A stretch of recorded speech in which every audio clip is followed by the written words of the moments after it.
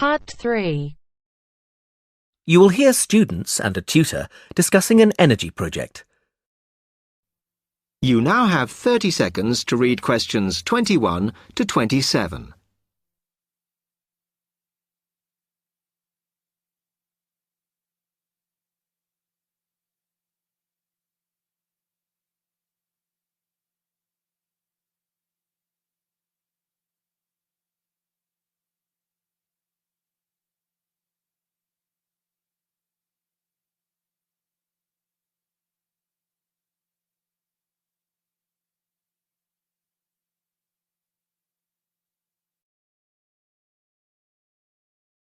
Good morning, Phil. Jackie, I hope your project is going well. Good morning, Mr. Jackson. Hi, Mr. Jackson.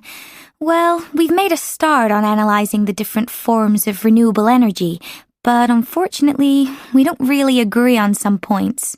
Okay, why don't we talk about it? Well, Jackie believes that all forms of renewable energy are beneficial economically, whereas I doubt that that's true for all of them. Such as?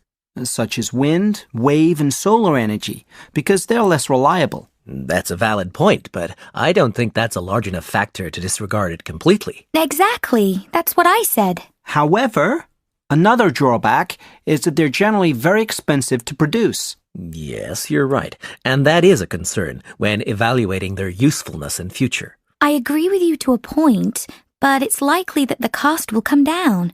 I read a report in the Journal of Environmental Science that estimates the cost would fall by 20% over the next 10 years, which is significant, isn't it?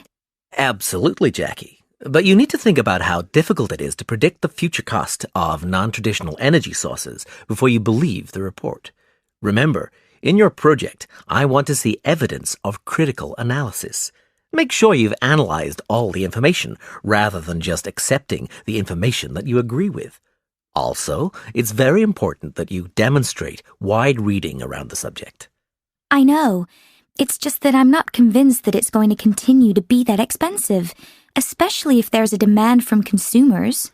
Well, what about if we analyze the costing process as part of our project? That's an excellent idea, Phil. Okay, so let's imagine that we want to forecast the cost of producing solar energy. How could we do that, Jackie? Well, I think we'd have to start by working out how many hours of daylight there are in the UK per year. The Meteorological Office would have data on that. Then estimate the number of hours of sun to get a rough total. And then I suppose we'd need to work out how much it would cost to supply the average home with solar power, and then extrapolate that to get a number for the whole country. Good. And don't forget the price of power conversion stations. This will have a significant impact on overall expenditure.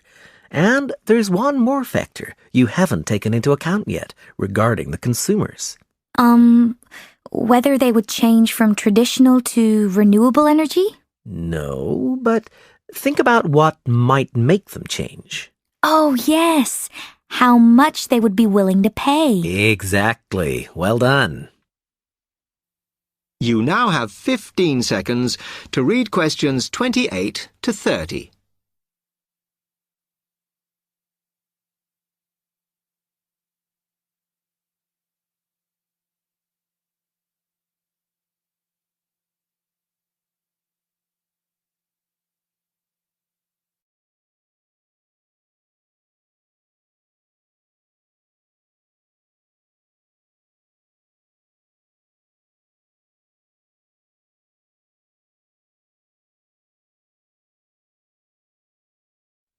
So, our project is going to cover three main areas. Firstly, comparing the main forms of alternative energy, solar, wind, wave, and biofuels in terms of production costs.